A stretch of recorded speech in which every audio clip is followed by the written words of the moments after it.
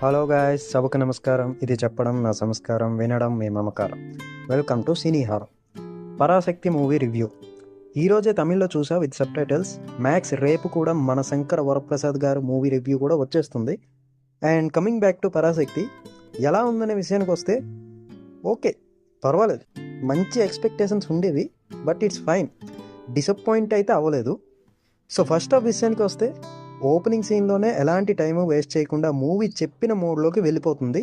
And ఇక్కడ Sivakarthikeyan and Jayam Ravi character బాగా establish చేశారు. అండ్ దాని తర్వాత అదే మోడ్లో బాగానే వెళ్తుంది మూవీ అంతా. అండ్ ఒక కాన్ఫ్లిక్ట్ పాయింట్ ఇంట్రొడ్యూస్ చేస్తారు. And rest of the first హాఫ్కి మంచి స్టోరీ స్పేస్ ఓపెన్ చేస్తారు. ఇంకా దాని తర్వాత అథర్వ గారి రోల్ అండ్ ఇంకా ఫర్దర్ ప్రొసీడింగ్స్ ఉంటాయి. ఇక్కడ శివకార్తికేయన్ అండ్ అథర్వ గారి మధ్యలో బ్రదర్లీ బాండింగ్ చాలా బాగా ఎస్టాబ్లిష్ చేశారు. అండ్ వాళ్ళ సీన్స్ అన్ని బాగా ఎగ్జిక్యూట్ చేశారు. ఫస్ట్ హాఫ్లో నాకు ఒక్కటే ప్రాబ్లంలా అనిపించింది, అదేంటంటే లవ్ ట్రాక్. బోరింగ్గా ఉండదు, కానీ కొంచెం డ్రాగ్ చేసిన ఫీల్ అయితే వచ్చింది. బట్ స్టిల్ సింగారాల సీతాకోకవే సాంగ్ వచ్చేటప్పటికి మంచి మూడ్ సెట్ అయింది. ఇలా వెళ్తున్న మూవీలో మళ్ళీ ఇంకో కొత్త కాన్ఫ్లిక్ట్ ఇంట్రొడ్యూస్ చేసి ఇంటర్వెల్కి మంచి స్టేజ్ సెట్ చేశారు. అండ్ ఎస్, ఇంటర్వెల్ బాగా ల్యాండ్ అయింది with an emotional touch. Second హాఫ్కి కావాల్సిన ఎనర్జీ సెట్ చేసింది. So that's a decent first half.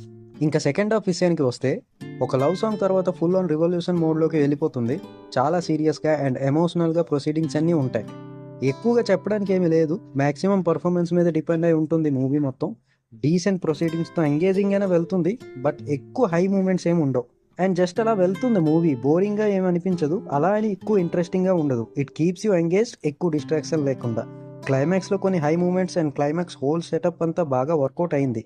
And most importantly, south స్టేట్స్లో ఓకే, కానీ ఈ మూవీని పాన్ ఇండియాలో చూపించడం కష్టం. Different opinions and controversies arise అవ్వచ్చు. దాని గురించి ఎక్కువ మాట్లాడాలనుకోవట్లేదు. ఇంకా మాట్లాడుకుంటే క్యారెక్టరైజేషన్స్ అందరివి చాలా బాగా డిజైన్ చేశారు. సో ఓవరాల్గా మూవీ ఎలా అనిపించిందంటే, it's an average to decent movie లాగా అనిపించింది.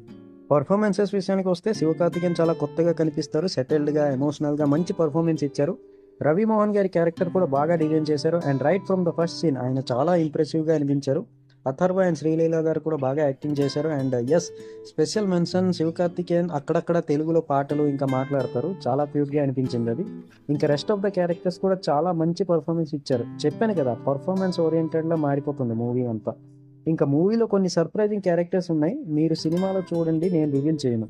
జీవి ప్రకాష్ మ్యూజిక్ కూడా టూ గుడ్, బాగా ఎలివేట్ చేసే మూవీని. అండ్ డైరెక్టర్ సుధా కొంగారా గురించి చెప్పాలంటే, బాగా తీయగలరు ఇంకా, బట్ ఆవిడ ఒక టెంప్లెట్ ఫాలో అయ్యి మూవీ మొత్తం తీశారు. అది డీసెంట్గా వర్కౌట్ అయింది. ఆకాశం నీ హద్దుల రేంజ్లో ఎక్స్పెక్ట్ చేయొద్దు, కొంచెం ఎక్స్పెక్టేషన్స్ తగ్గించి చూడండి, మూవీ ఓకేస్గా అనిపిస్తుంది. So that's my review. Cineharam rating వచ్చేసి 2.75 to 3/5. A decent story line with very good performances and okay screen play.